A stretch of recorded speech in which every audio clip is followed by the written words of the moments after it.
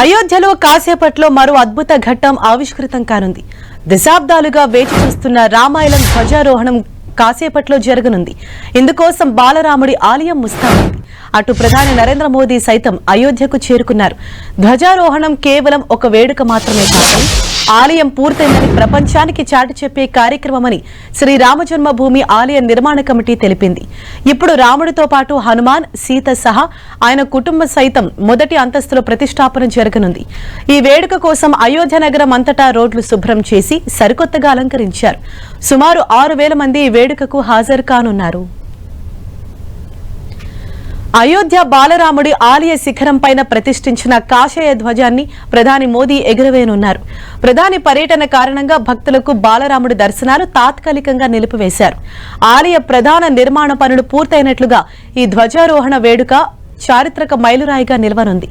బాలరాముడి ఆలయంపై ప్రధాని మోదీ ఎగురవేనున్న కాషాయ ధ్వజం త్రిభుజాకారంలో ఉండనుంది. ఈ జెండాపై రాముడి తేజస్సు, శౌర్యం సూచించేలా సూర్యుడు, కోవిదర చెట్టు, ఓం చిహ్నాలు ఏర్పాటు చేశారు.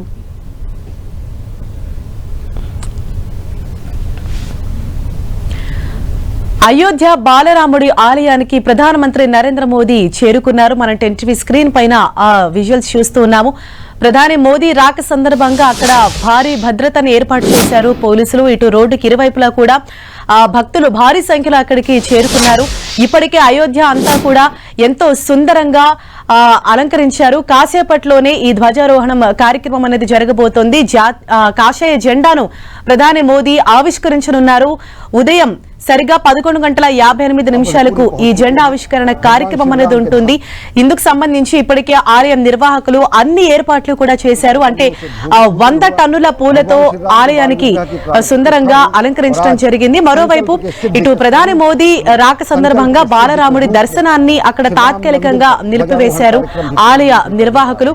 ఇప్పుడే మన టీవీ స్క్రీన్ పైన చూస్తున్నామో అయోధ్యకు ప్రధాని మోదీ చేరుకున్నారు. ఆయనకి భారీ కరతాళ ధ్వనుల మధ్య ఇటు రోడ్డుకి ఇరువైపులా కూడా భక్తులు భారీ సంఖ్యలో అక్కడికి ఉండి ఆయనకు వెల్కమ్ చెప్తూ ఉన్నారు. కాసేపట్లోనే కాషాయ జెండాను ప్రధాని మోదీ ఆవిష్కరించనున్నారు. అంటే ఈ ధ్వజారోహణ ఘట్టం అన్నది ఒక అద్భుతమైన చారిత్రక ఘట్టంగా మనం చెప్పుకోవాల్సి ఉంటుంది. అంటే బాలరాముడి విగ్రహం అయోధ్యలో ప్రతిష్ఠించి అక్కడ ప్రారంభించినప్పటికీ కూడా అంటే ఈ ధ్వజారోహణం కార్యక్రమం తోటి మొత్తం ఆలయం కూడా పూర్తిగా కంప్లీట్ అయిపోయింది అని సూచించేందుకు ఇది ఒక చిహ్నంగా మనం చెప్పుకోవచ్చు.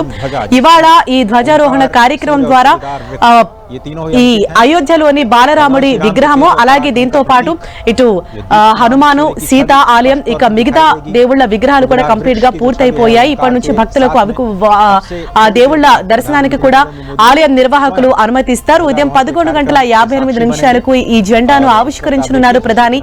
ఇందుకు ఆయన ఇప్పటికే అక్కడికి చేరుకున్నారు. మరోవైపు మోదీ రాక సందర్భంగా అయోధ్య వ్యాప్తంగా కూడా పటిష్టమైన బందోబస్తు, భారీ ఏర్పాట్లు అనేవి చేయడం జరిగింది.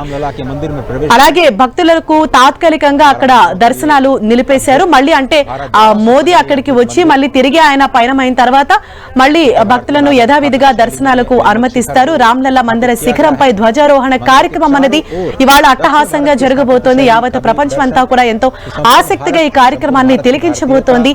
ఈ జెండావిష్కరణ కార్యక్రమానికి ప్రధాని మోదీ అక్కడికి చేరుకున్నారు. ఇప్పటికే యూపీ సీఎం యోగి ఆదిత్యనాథ్ అక్కడ దగ్గరుండి అక్కడ ఏర్పాట్లు అలాగే పనులు అన్నింటినీ కూడా ఆయన సమీక్షించారు. ముందుగానే అక్కడికి వచ్చి అంటే ఏ విధంగా జరుగుతున్నాయి, అలాగే అధికారులకు సలహాలు, సూచనలు సైతం ఆయన చేయటం జరిగింది. దగ్గరుండి ఏర్పాట్లన్నీ కూడా యోగి ఆదిత్యనాథ్ అక్కడ పరిశీలించారు. కాసేపట్లోనే అయోధ్య శ్రీరామ్లల్లా ఆలయంలో ధ్వజారోహణ కార్యక్రమం అన్నది జరగబోతోంది. श्री राम जन्मभूमि मंदिर की तरफ पहुंच रहे हैं। हाथों में तिरंगा थामे हुए हमारे एक एक नागरिक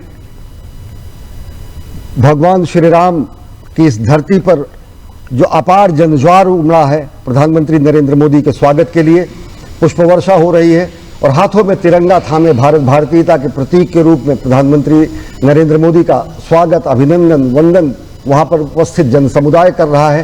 और निश्चित तौर से आज यमुना, आज सरयू की लहरों पर अगर देखेंगे तो ये लहरें अगर नया इतिहास लिख रही हैं, तो अयोध्या धाम का कण कण आज जनज्वार से सराबोर है और प्रधानमंत्री नरेंद्र मोदी का अभिनंदन किया जा रहा है पुष्प वर्षा के जरिए। అయోధ్యకు ప్రధాని మోదీ చేరుకున్నారు. కాసేపట్లోనే కాషాయ జెండాను ఆవిష్కరించనున్నారు. ధ్వజారోహణ కార్యక్రమానికి ప్రధాని మోదీ అయోధ్యకు చేరుకున్నారు. మరింత సమాచారంతో మా ప్రతినిధి గోపి మనకు అందుబాటులో ఉన్నారు. గోపి, ప్రస్తుతం అయోధ్యలో నెలకొన్న సిచ్యువేషన్ ఏంటి, అలాగే మోదీ రాక సందర్భంగా ఎటువంటి ఏర్పాట్లు చేశారు, ఈ ధ్వజారోహణ కార్యక్రమానికి సంబంధించి ఏర్పాట్లన్నీ ఏ విధంగా జరిగాయి?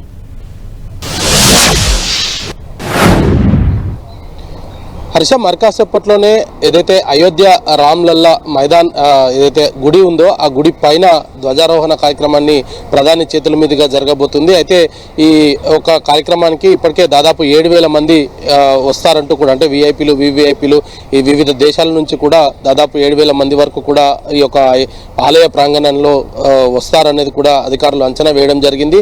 దానికి తగ్గట్టుగానే ఏర్పాట్లు కూడా చేశారు. అయితే 191 ఫీట్లకు సంబంధించిన ఈ యొక్క గర్భగుడి పైన ధ్వజారోహణ కార్యక్రమం ఉంటుంది. దీంట్లో కాషాయపు రంగు జెండా, త్రికోణ ఆకారంలో ఉండే కాషాయ రంగు జెండాలో ఇటు ఏదైతే రాముని ప్రతిష్టను, అదేవిధంగా ఆయన చరిత్రను చాటే విధంగా ఈ యొక్క జెండా పైన ఇటు ఓంకారంతో కూడా ఆ జెండా ఉండబోతుంది అనేది కూడా తెలుస్తుంది. మరి కాసేపట్లోనే ప్రధాని యొక్క ధ్వజారోహణ కార్యక్రమాన్ని ప్రారంభిస్తారు. అయితే దీనికంటే ముందే ఆయన ఇటు అయోధ్యకు చేరుకోవడం జరిగింది. అయోధ్యలో అనేక అంశాలను కూడా ఆయన ప్రస్తావిస్తున్నారు. అయితే అయోధ్య రామ మందిర్ నిర్మాణం తలపెట్టిన తర్వాత, ఏదైతే బాలరాముడి విగ్రహ ప్రతిష్ట తర్వాత కూడా ఆలయం పూర్తి స్థాయిలో పూర్తి కానందున ఆ సమయంలో ఈ ధ్వజారోహణ కార్యక్రమాన్ని జరపలేదు. అయితే ఇప్పుడు ఆలయ ప్రాంగణంలో ఇతర గుళ్లను కూడా మహర్షులకు సంబంధించి రాముని చరిత్రను చాటే విధంగా ఆ గుడి ప్రాంగణం అంతా కూడా తీర్చిదిద్దిన నేపథ్యంలో ఈరోజు ధ్వజారోహణ కార్యక్రమం జరగబోతుంది. అయితే దీనికి సంబంధించి 100 టన్నుల పువ్వులను